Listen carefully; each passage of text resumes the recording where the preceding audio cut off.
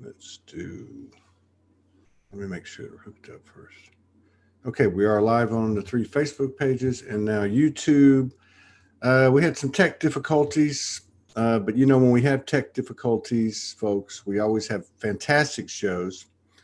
I'm going to allow, since we got a late start, I'm going to put a little audio on here for those of you who went to the incredible broadcast that we had on Sunday with, I think, about 18 different artists and beautiful souls. We met this beautiful brother, Omani Nagi, and he is a hell of an artist. And so I'm going to put on one of his audio tracks and allow people time to come in from Facebook and YouTube. These shows resonate with you. Please share. We're not going to play our intro. We're going to play this song. It's called Lemuria. Wait, I think I've got to do something for that. Hang on. Here we go. All right. So if I go here and there and there. Okay. This is called Lemuria by Imani Nagi.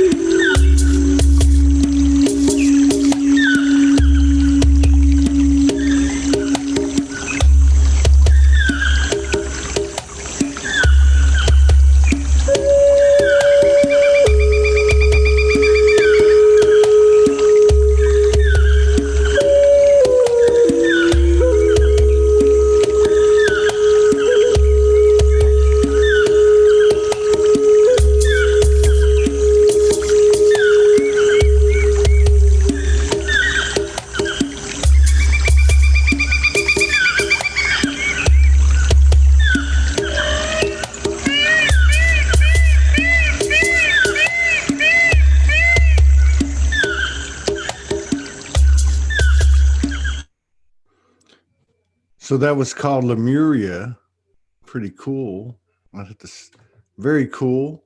Let me just get this board set up right. Welcome Facebook. Welcome YouTube. Welcome Zoom, and welcome Imani Nagi. We met him on Sunday. I think I met him in the ethers about 2 weeks ago, man.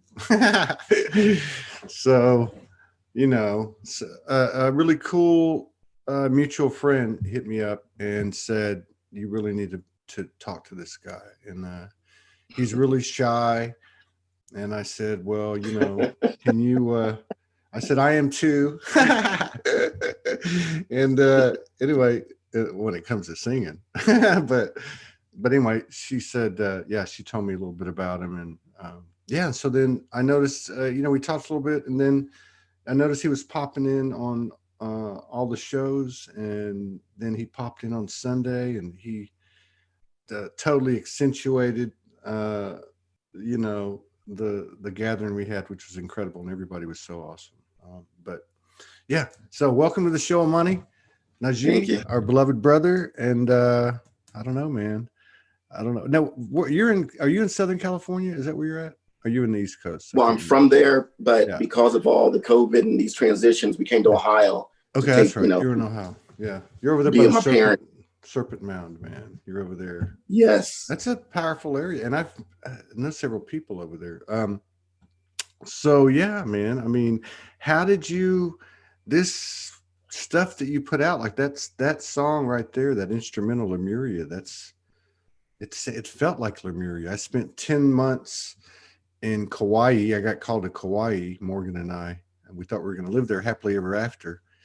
But the universe had other things in store for us as of August the 8th of last year.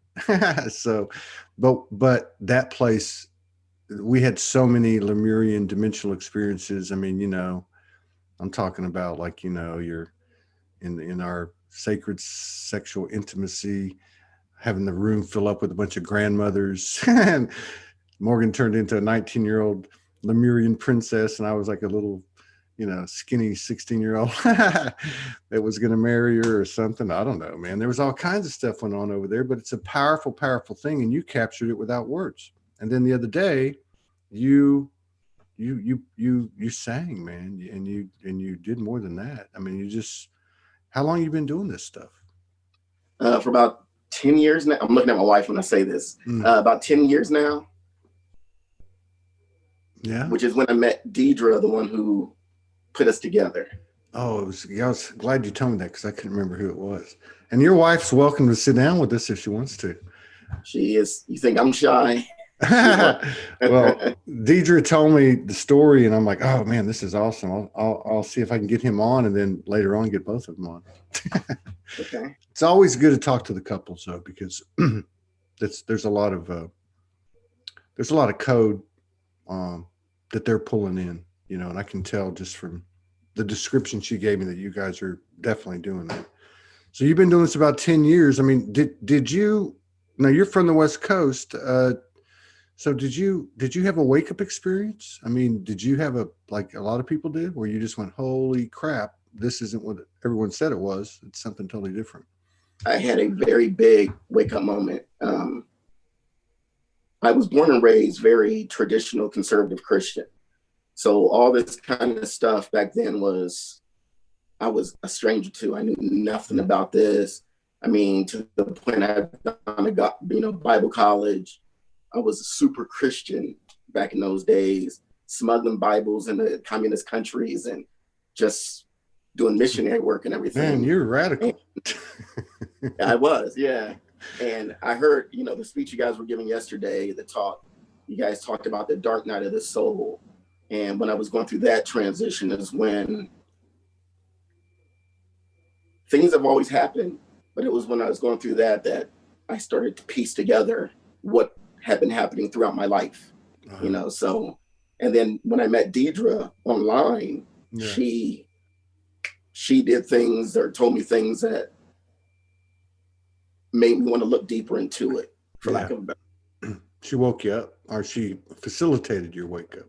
Oh yeah.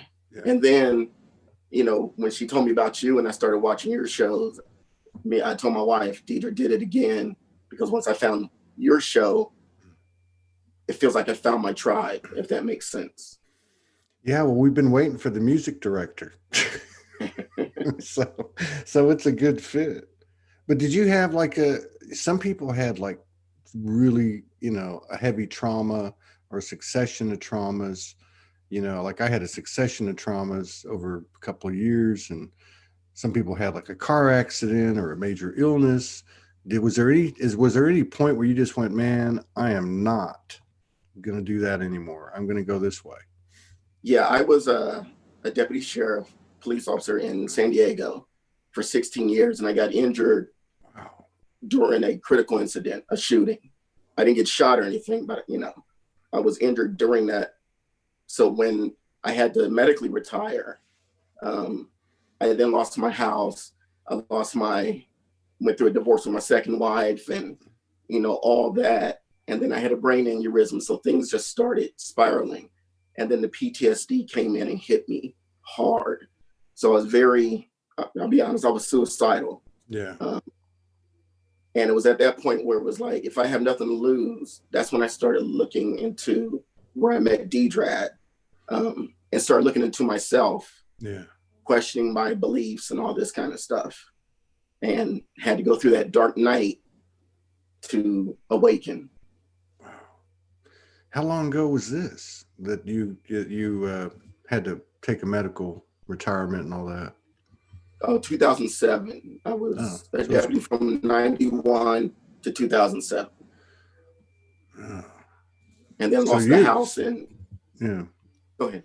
So you've been into the music for 10 years. So you've been doing this a while. I mean, a lot of people I talk to, it's 2012, give or take a year or two. But you've actually been doing this quite a while. Well, the site that I met Deidre on, there was a lady named Roxy who showed a picture of a mountain. Mm-hmm. And when I saw that mountain, it just pulled at me. And It was in Sedona. So my wife and I, who was my girlfriend at the time, went to Sedona. Now, I can't read or write music. But after that weekend, I knew how to create music. Wow. I can't explain it. Could you play, what's your wife's name, by the way? Rhoda. Rhoda, okay. Yeah. So, hi, Rhoda. So you, now up to that point, had you played any instruments? Hi, Rhoda. I had bought a Native American flute way back when, but I didn't know how to play it.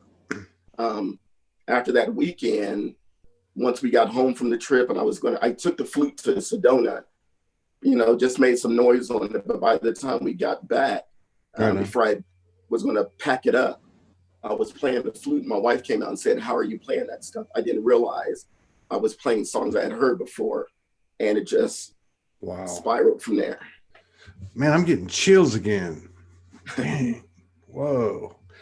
Wow. So you go to Sedona. What mountain was it, by the way? Was it Bell Rock?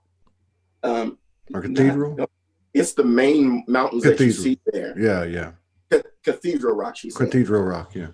But I've been over there. I've been over there like 4 times. And it wasn't the actual mountain though. Okay. When we got to that park, and this is gonna sound crazy, a tree literally talked to me. That's not crazy. Trees are what got me into this thing. Trees. Okay. I was suicidal too, but the trees kept me going. That was the first thing that the first message I got was about trees, and I was like, "What am I supposed to be? A tree hugger?" But the trees are the trees are the. I thought the same thing. Yeah, I thought the same thing. I mean, this tree. Yeah, it spoke to you. Right, and there were some other things. I'm guessing the vortexes had something to do with it. Yeah. There was an artist there named Bear Cloud, and his art also opened something in me. He was located at the Talakipaki, if you've been there. Yes.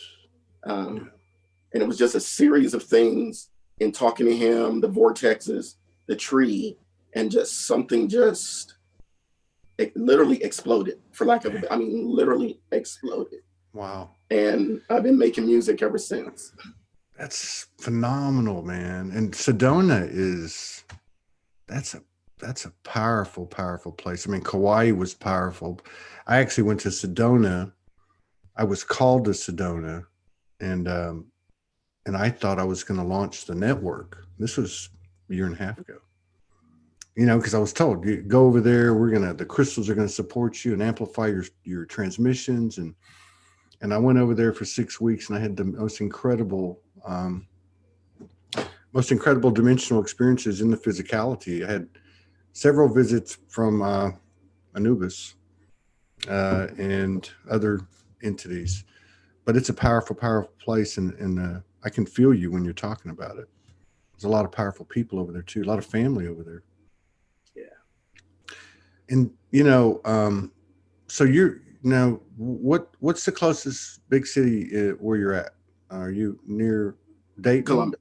Oh, you're near Columbus, near Xenia. Right. I'm actually in Columbus. Oh, you're in Columbus. Okay. Right. I'm just making a note here because I'm going to talk to you about something that we're going to do, which I'd love for you to participate. I don't talk about these things on the air anymore because I'm tired of having my ass handed to me for not making it happen. Wow. So this is fascinating. You were a cop too. You were fundamental Christian, and you were a police. Nothing wrong with police. I'm just saying that this is a very hard line conditioning that you were in. You know. Right. I mean, I bet you your colleagues, your former coworkers, wouldn't even recognize you now, would they? No, not close. I was bald at the time. Yeah. Much thinner. Yeah. Because my wife feeds me very well. Yeah. She's Puerto Rican, so you know how they are. They just the Puerto Rican food is incredible, man. Yes, it is. Caribbean food. Yeah. I absolutely dig that stuff. But there was always something happening from the spiritual side in life. I just didn't recognize it at the time. So I'm at the point of recognizing it and flowing with it. Right on. And you've put out like 3 albums so far, right? No, 2. 2 albums. Working on the 3rd one. And you're self-publishing this stuff, basically? Yes, sir. Now, are you using, I thought you played the keyboard, and there's a keyboard behind you, but are you using any other, I mean, you're actually producing, like that one you just played, the Lemuria. Mm-hmm. You put all that together, Right. the beats. I know a lot of people are using electronic beats now and that type of thing. I've been wanting to try it, but you're actually doing more than vocals, and this is like a comprehensive expression, and that's a great example, that Lemuria song. Yeah, I can't really play the keyboard, but I use it for like the violins and cellos, and because I compose orchestrated songs and reggae and rap and every kind of music. I've been given that gift to just create. So now, so what did the tree say to you in Sedona? It wasn't that it said anything. It was like a hug, like she hugged me. I ended up proposing to my girlfriend, who's now my wife, at that same tree almost 3 years later, exact to the day. So it was just that. Well, I'm glad you said. Yeah, I'm glad you said that too, because this has been going on with the trees for me since 2011, and rarely do they ever say words to me. They show me things. They show me things. They teach me things, and I've always used them. That's the wrong word. I've always connected with them. They're like my elders, my teachers, and any time that I need strength, and when I was walking the streets, I needed it all the time just to keep walking. I would just reach out to them, and most of the time it was like in a cemetery or in the forest. But then I left in October 2016 and try to make a go of this thing, and I ended up in New York City in the wintertime, in snow, like deep snow, in the Bronx. So I go out, and I'm at the end of my rope, and I'm ready to leave. And so I went outside to the back of the apartment building, World War II apartment building in the Bronx, and I found a tree. I found one tree, and I said, here we go. And the next day, somebody that I didn't know sent a $1,000. We weren't even taking contributions at the time. I mean, they just sent it. They said, I love what you're doing. Boom. Trees are the magic.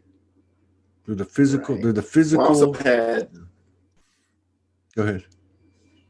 Well, I used to, with my PTSD, and I can't say it ever truly goes away, but Yeah. my wife on one side was integral, and then I see and talk to spirits. So my elders and ancestors in the spirit world were also trying to talk me out of it, so I'm still here, you know. Talk you out of wanting to leave. Yes. Oh yeah, or talk you out of leaving. Yeah. Yeah, I've been there, man. And I think we all have, you know. Even like this year, there's been, you know, like, I'm not going to say like a day or two or three in a row, but there's been like these periods of like, you know, like say an intense 6 or 8 hour period, and I go isolate myself and connect, and I might spend half an hour to 45 minutes a couple times this year saying, hey man, I'm ready. Get me the F out of here. I'm done.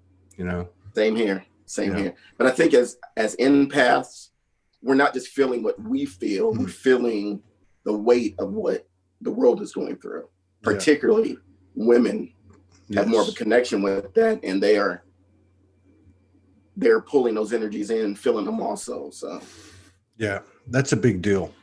The feminine part of it, you know, the return is a big deal. And that's one of the things that you know, when I looked at your picture, and I'm real big on that, you know, like I don't always remember names, but there's something about imagery and visuals. I don't know what kind of clair that is or whatever. It doesn't matter to me. I don't even think about it, but I picked up immediately that you were like, you know, a lot of things, but one of them was that, you know, you were, you know, you were carrying the code of the pure, you know, the pure mother code, the pure mother, one mother, the great mother. That is very accurate. She is the muse behind all the music that I have. So she feeds it to me constantly without cease. Yeah. That's the real deal. You know, like I've always said, you know, if God has a gender, God's a woman. That's all there is to it. That's just my truth. I mean, I was shown this when this started about 10 years ago, and it was Father God, or, you know, Father God was talking to me. And then one day I had this communion, and I climbed up this hill to where his little cabin was. And I said, hey, Father God. And he stuck his head out and he was like, shh. And I heard this feminine voice in the background. I said, what, are you married? He said, yes. You know, he said, hey, go do this and go do that. I said, well, you're going to have to tell me how this works. And they showed me how it worked. And what you described and what I can relate to, and I guess what I represent too. But she is creation. And then she created, you know, for lack of him. And then he's a creator. And he creates because of his love for her. She is his muse. And that's how the triad, the Trinity, you know, that's the base component of the Trinity is the third. Yeah. Dig it. Totally dig it. And so how long have you and Rhoda been together? Well, 13 years this year. Wow. And we got married on my parents' 50th wedding anniversary. Wow. So next month it'll be 3 years that we're actually married, but been together right? 13 altogether. Yeah. We were married 2 years this month. Okay. And we've been together 5 years in September. Well, the day we met was September the 3rd, and I count that as our anniversary because, I mean, it was immediate connectivity and, you know, 7 chakra soulgasms later. Oh, I feel you on that. And just a little story. since I was a baby, I've seen, when I look into people's eyes, I see stories, but I knew nothing about past lives. Being born and raised Christian, that concept just never was taught to me. But when I met her, I looked into her eye, just directly into her eye one day. And it's something I had prevented myself from doing with anybody, because I didn't understand why I always saw these videos or movies when I looked in people's eyes. When I did, everything disappeared, like the wind blew it away. And then it was replaced by memories of her in other lives. Yeah. And that's where I started to understand our connection together, because we have been together. She's been my daughter in ancient Egypt. She's been my husband in Ireland. She's also been my mother in Ireland. She's been my mother in the Lakota tribe. We were gay lovers in an old Greek town way back in Greece. I mean, so we've been together through life after life. She's been my mother in India. I mean, we've just been together forever. So isn't that things crazy? started to come to light, for lack of. You can't make that shift up, man. You know, I mean, but we've had the same thing. We don't really talk too much about it, but yeah, we've had you know, countless. You know, and actually, we had one night where we actually were told to kneel in front of each other on the bed, and we morphed. We both physically morphed, like from the chest up, into all these different incarnations, man. And the thing was, we never said a word. The only thing that was said, I was like, "What the f is that?" And she would giggle, you know, like when you're like scared and you giggle a little bit. But later on, that's what happened. That was one of the times, and our faces just kept changing. Past human incarnations, off planet, off universe, two heads, tall, little, you know, I mean, all these different, you know. So this is some, you know, makes you wonder. You know, people talk about twin flames, and we don't really resonate with that term, because it's kind of been, you know, there's a lot of different connotations to it. But you know, I see it as, and I don't know, it's just something to think about. But it would only make sense that creation, which we're all part of that, you know, split that first time, and everything is a copy. So, you know, I even got a download the other night, and it's like 2-3 nights ago, and they said to me, every single fractal is unique in and of itself. And like, they showed me this code, and like the last number would be different. You know what I mean? Like, it would be infinite number of numbers, and then they said, but except for those that split, they're the same. Okay. And so yeah, my guys explain the same thing to me, just in different terminology. So who are your guides? I mean, have there been changes or additions to the team, or do you have specific go-to essences that you deal with? First, there's Willow's Breath. We call her Mother Earth, Divine Feminine, all these titles, but she comes to me with the name of Willow's Breath. And she's just been there since day one. Like in the song the other day, the Great White Brotherhood, which just because it's brotherhood doesn't mean it's all men. But there are 7 masters in that brotherhood that speak to me. And then the big one is Anak, who is the librarian of the guardian librarian of the Akashic Library. Anak? So he teaches Anak. Anak. Anohk. And then you got my animal totems, you know, spirit animals and things like that. Nasha, who is a blue whale that resides in the Bering Sea. I used to think this stuff sounded crazy. I know, man. Like, right? You know, it's fun.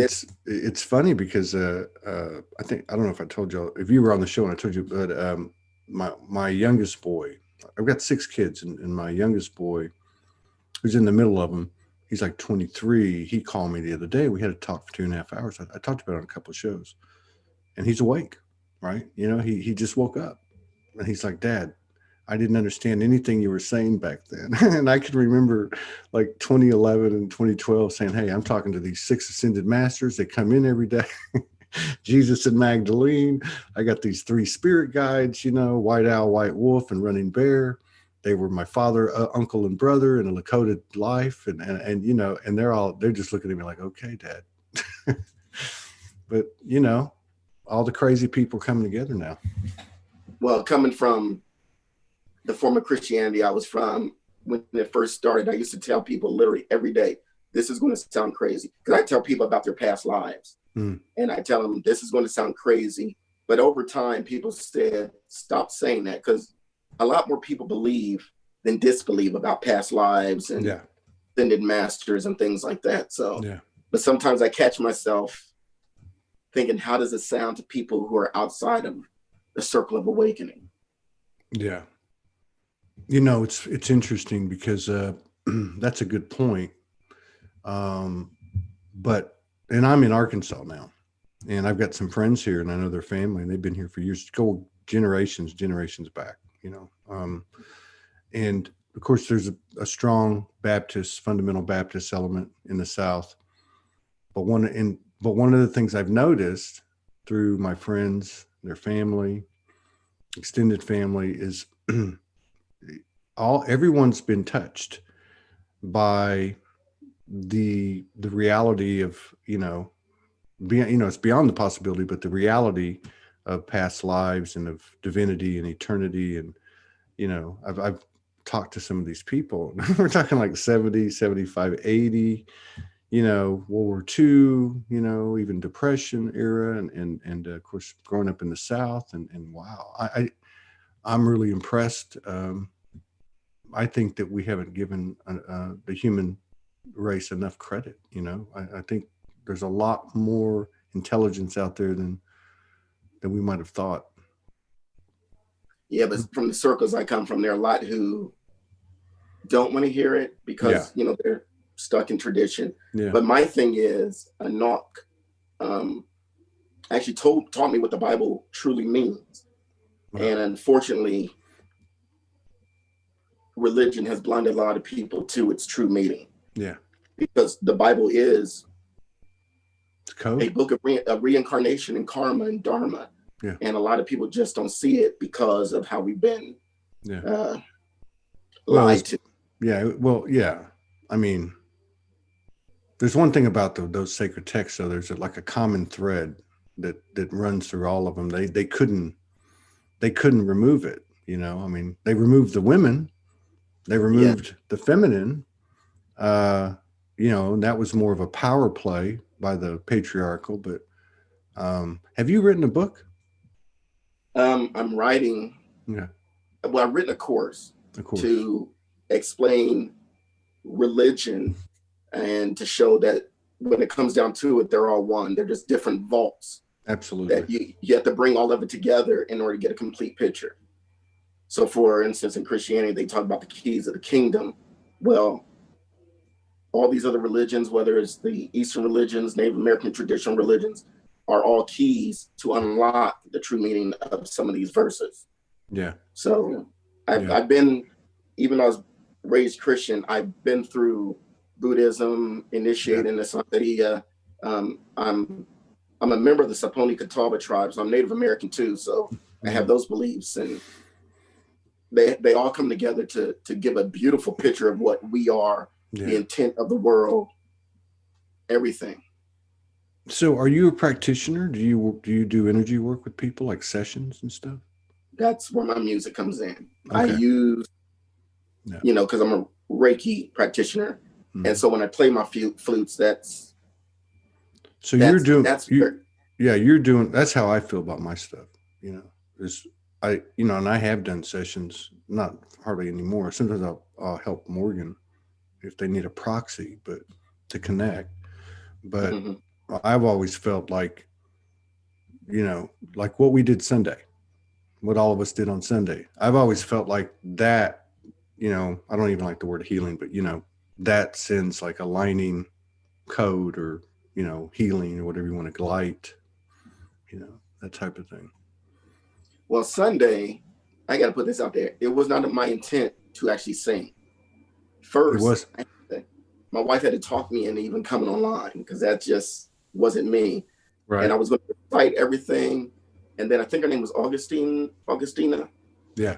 Played the guitar and just Oh my blew it out the water. God. And I just lost all. Wasn't that? I'm getting chills. That was crazy, man. I'm going to go in and download that and take out the excerpts, and I'm going to put it into the channel feed as I'm building this network. But wasn't that crazy? I mean, if you look at, because she's, everyone had to wait, and I'm looking at her the whole time, I'm thinking, well, I wonder, what she's going to do. I figured she was going to light language her, and man, that was just like, wow. So I blame her and credit her at the same time for getting me out of my discomfort zone, because I was not going to sing, bro. And I blame you, and I'm not giving you any credit because I wasn't happy with what I did. But no, I'm kidding. But no, but that's what it's all about, isn't it? Right. And Rhoda, where did you meet Rhoda? On MySpace. Wow. Right. And wow. Just was she in the Southern California area too? Yeah, I'm from San Diego, and she's from Orange County. Orange County. I lived in Orange County. I was living in the Inland Empire area. I don't know if you know California. Yeah. I lived there. I lived there twice. Oh, really? Yeah, I lived in San Juan Capistrano and Huntington Beach. Okay, she's from Garden Grove. Okay, yeah, I know exactly where that is. It's my favorite restaurant's in Garden Grove. The diner. I don't know. Don't ask me what it is. I don't know the name of it. And Tommy Burger. Okay. You got to have the Tommy Burgers, the chili. Of course, all the people are going to write me now and say, don't eat meat. I don't eat that much meat. Okay, back on. I've been in a silly mood all day. So what now, Rhoda, 13, where'd you go? I hear you. Are you there? Hello, Paul Goodman, Ryan Goodman in the Zoom room. I don't know what happened to him. I'm going to put on one of his songs until he comes back. So this one, let me pull it up. This one is, yeah, he's off. This one's called Phoenix Rising. Let me just pause it. Okay, so this is Omani Nagi. This one's called Phoenix Rising. And Omani, if you can see me, hear me, I'm going to play your song until you come back. And this is all perfect. Okay, here we go. Boom. Boom. This one's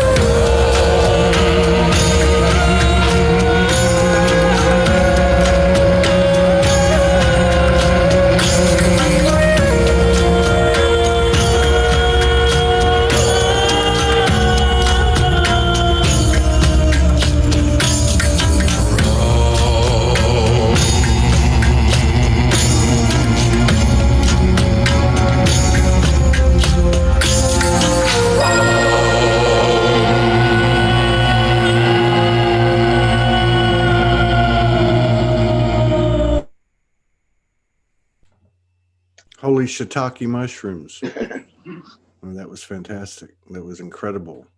And again, no lyrics, but there's something about what you're doing is I totally get it. I totally get it. I mean, I'm listening to that one and I'm thinking, a little campfire, I'm buck naked and I'm dancing around it like an animal, I mean, I've been there, but and it's been in my head, but that's very familiar music to me. I call it Lemurian music. I have memories of Atlantis and Lemuria. Yeah. So when you were talking about Hawaii, yeah. My memories of Lemuria are the same type of landscape, the clear blue waters. Yeah. We weren't separated by race or anything, but by clan, whether it was Wolf Clan, Phoenix Clan, Dragon Clan, whatever, the animals we don't see anymore in those days, but we all came together. Just, kind of like indigenous people come together for their powwows and everything. Yeah, like in the Four Corners. Together. Yeah, they do. That's how I remember a lot of people.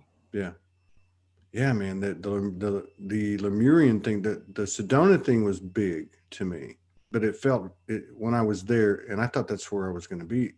It was very masculine, and Anubis came the first day I went to Sedona, and the last night before I left.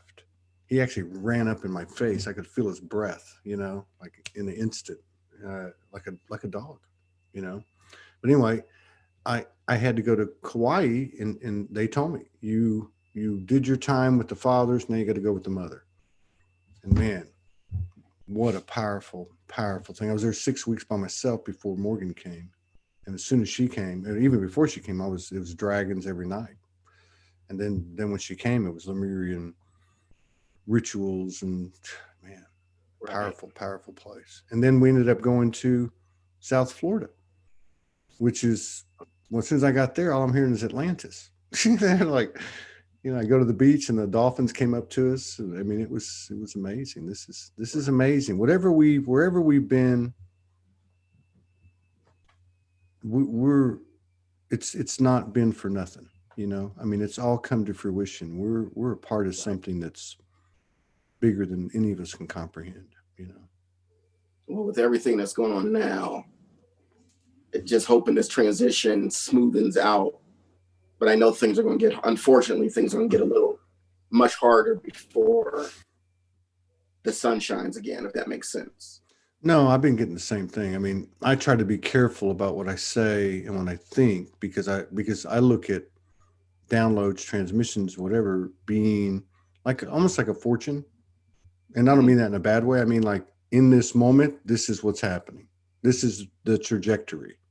And so because of who we are, what we are, and what we're a part of, we can alter that. But I agree with you. What I've been getting has been that more stuff will be taken away, like liberties and, just basic stuff and whatever that looks like. And that, as always, we can either go this way or go that way. And one way, let go or be dragged. One way is bumpy, and the other one's, not always peaches and cream, but it's the lifestyle that you're living, and Rhoda and Morgan and I and many, many people, everyone that's on this program, kind of. There's a place on 3rd Mesa in Arizona on the Hopi Reservation called Prophecy Rock.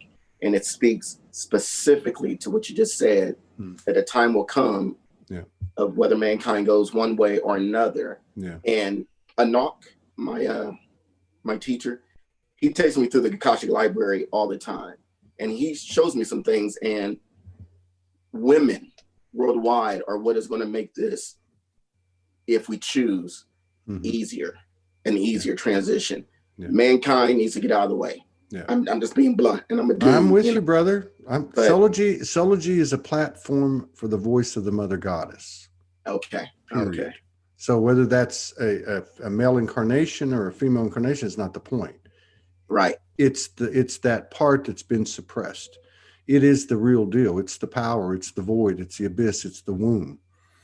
I answer to her, and like you have, for me, it was the Mother Goddess, the Mother Mary, Mary Magdalene, Yeshua, Yamanja, you know, and then it was Morgan. And to me, they're all the same.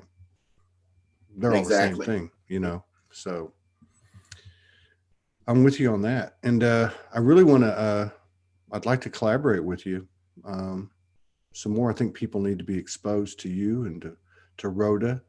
Uh, you know, not necessarily she has to be on, but I mean, every time I'm on, Morgan's on, you know, Okay. and some of us have different roles, and, you know, Morgan's like Rhoda, she doesn't like to be on.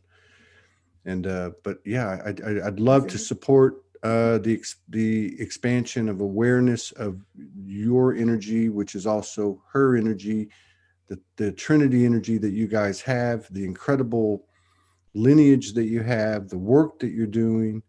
And I'm just saying it openly, you know. So if you're interested, we'll do something. We are, and I'll definitely get her on next time. Or whenever. She's laughing like she doesn't want to, but I'm just thinking about all that Puerto Rican food, man.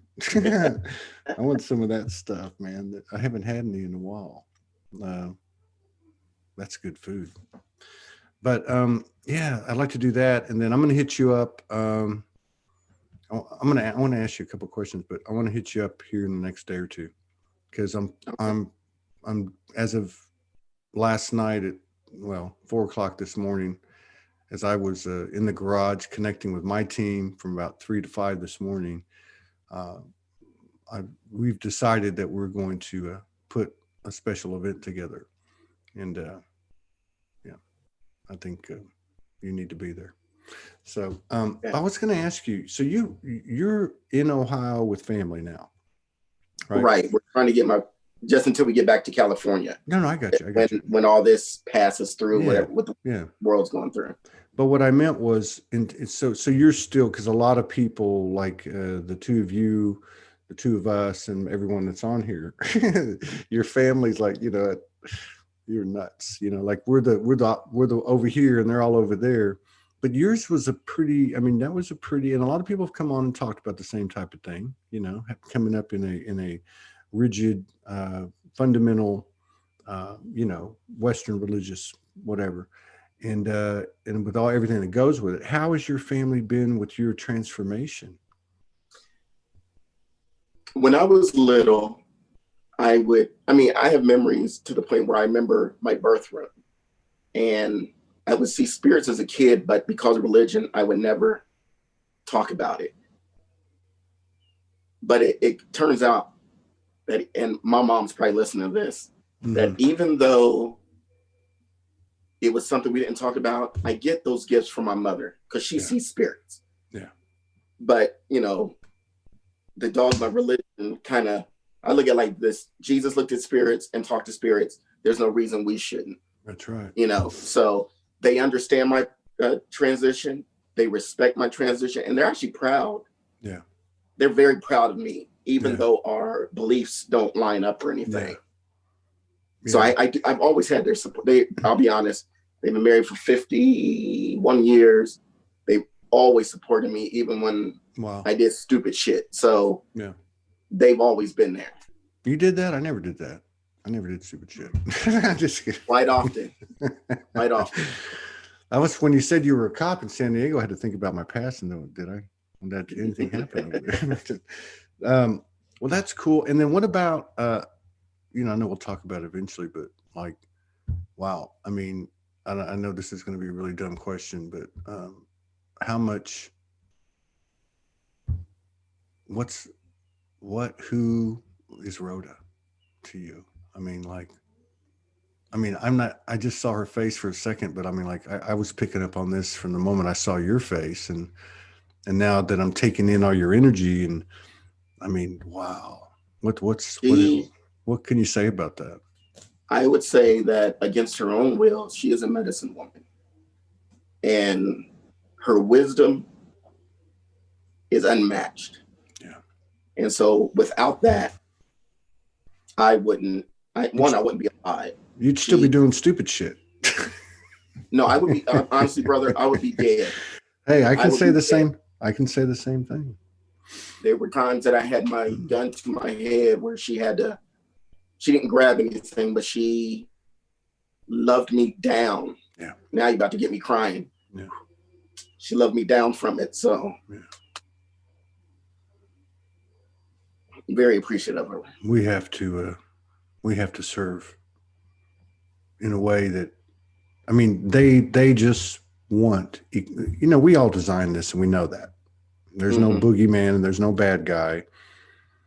There is an opportunity to expand the seed of creation to a level it's never been expanded to before because of the depth of the quote unquote darkness that we've played with. And here we go again with the Trinity, the basic component of the Trinity of the new grid is the muse, is the energy of the creator in reverence and honor of the muse, the mother, her. And her is in all of us, but for the most part, it happens at the gut level in these relationships, in every home, in every relationship, in every workplace. And you're right, it's time to hand them the ball, man. Yeah, I'm a dream interpreter too. So I had a dream where I was in a place where there's a Black woman who was pregnant and she had bruises on her and she was crying. And I said, what's wrong? And she said, he abused me. I used to work domestic violence and everything, so I was familiar with what she was going through.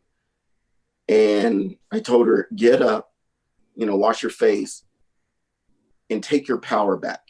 Yeah. The next dream was I was working in an office that I shouldn't have been in, and I screwed up everything, and the women had to come in and fix it. And so the interpretations is, one, we have to get all these men out of office. Women, in their nature, look for the best for everybody. Man does not. I mean, certain men do because of where we are, but mankind as a whole does not. Yeah. And only women will birth, just like they birthed everything else. That's right. Will birth this transition into this. And so Willow's breath, she tells me the same thing. It is up to our sisters, our mothers, grandmothers, to ease us into the next transition. If not, it's going to be extremely challenging for the world. So it is up to our sisters to do. Absolutely. And to use their power. Yeah. Well, yes. And I think in the last few weeks, and I don't remember all the dates and everything, because I mean, I think it was around Mother's Day that energetically, I think that cycle went to full completion. Like, I remember coming into these circles in 2015, and there was a lot of talk about Mama's home and the divine feminine has landed, and there was a lot of evolution of that. But to me, it's almost like it went full circuit. And then here this past weekend with the middle of the eclipse and the Father's Day thing, Morgan's like, oh, and it's Father's Day. I'm like, is it? And I feel like the masculine kind of stepped up too. Or when I say that, I mean, the energy is available and ready and supportive if you engage it. If you want to engage the old bullshit, then that's what you're going to get. But if you want to engage our highest power, our highest strength, be you a feminine or a masculine, it's both leading to the same place, because that's the original triad. Right. You had the mother and then the creation of the pair. But I mean, the men, I mean, it's so hard to talk in terms of physical gender, but I would just say again that Soulology is a platform for the voices, the many, many voices of the Mother Goddess. And that's a frequency or a combination of frequencies and vibrations. But I'm with you. I'm with you on that mission. I'm 100% with you on that. Absolutely 100%. That's my number one thing. Serve the mother.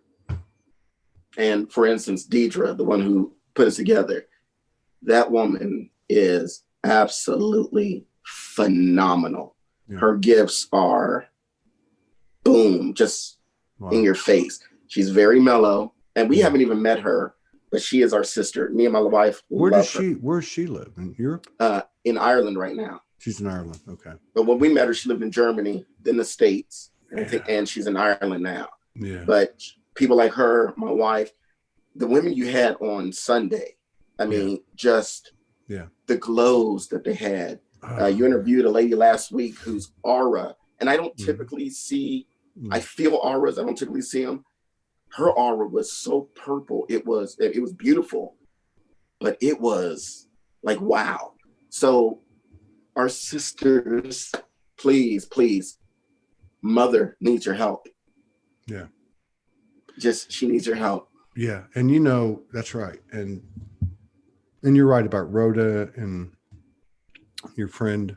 And because I had like 3 Danielles pop in at the same time. So that's her name, right? Danielle? Isn't that her name? Deidre.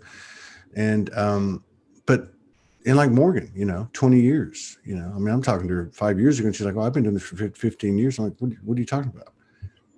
Well, I've been, pulling down sacred wisdom. I've got, 70 manuals that I've written in, but what I'm saying is that there's a whole bunch of them that have been doing this all around the world for a long, long time. And if they had if they had their way, and I totally understand this, 99.99% of them would say, I don't want to get out there. I don't want to be out there.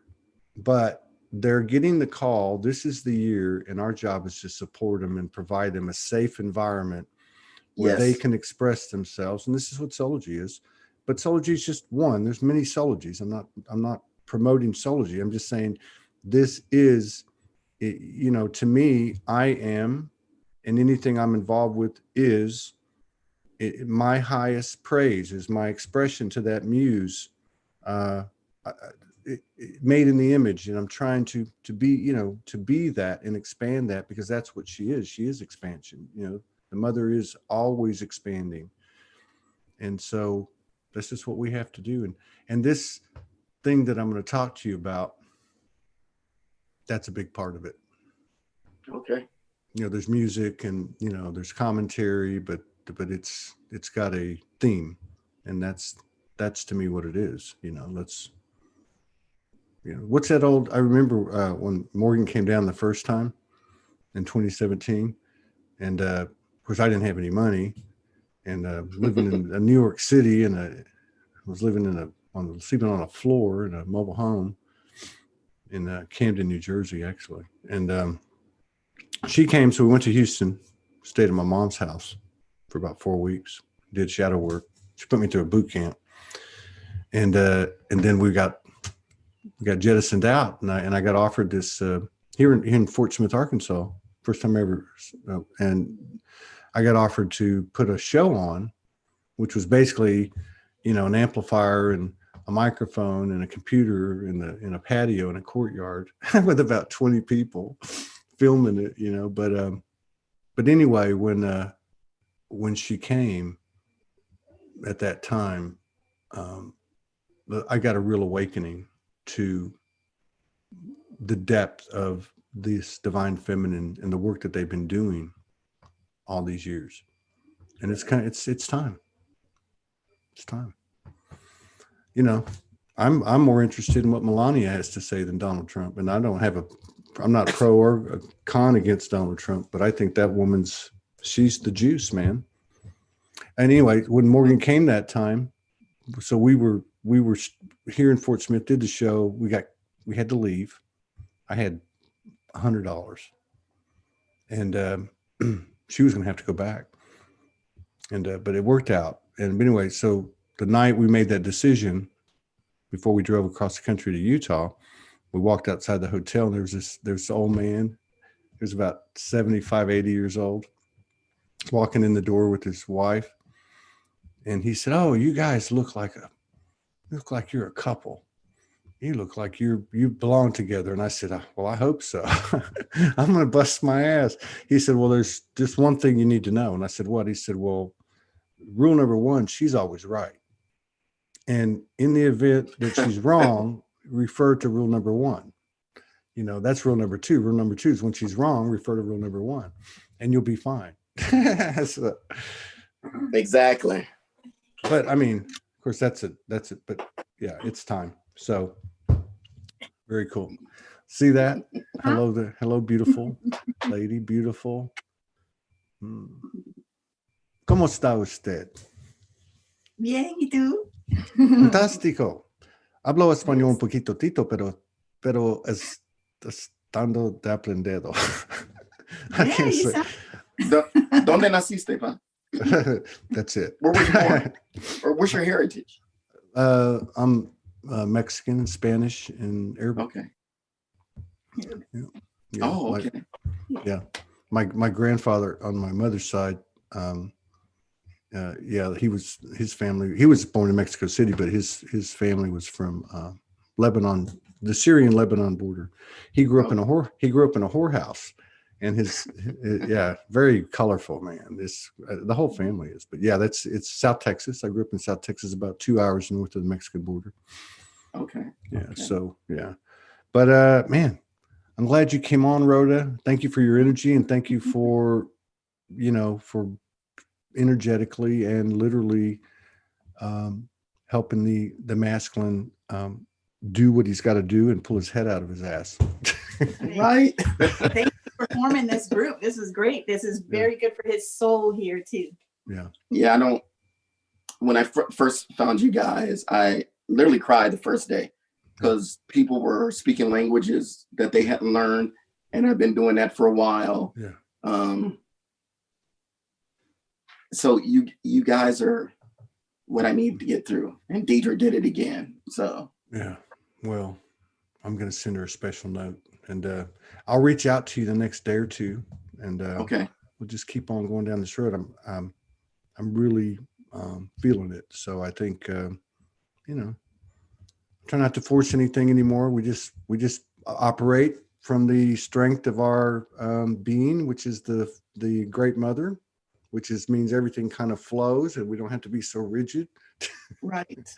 So we'll move forward and flow together. And you guys are amazing, incredible. And thank you for your work that you've done on behalf of humanity, because you know, and I know, and everybody else knows that what we do gets imprinted into this holy matrix grid, this human hybrid grid that we're that we're creating. So your love is a huge player there, and thank you. Thank you both. Take care. Thank you. Peace out. Thank you. See you soon. Bye.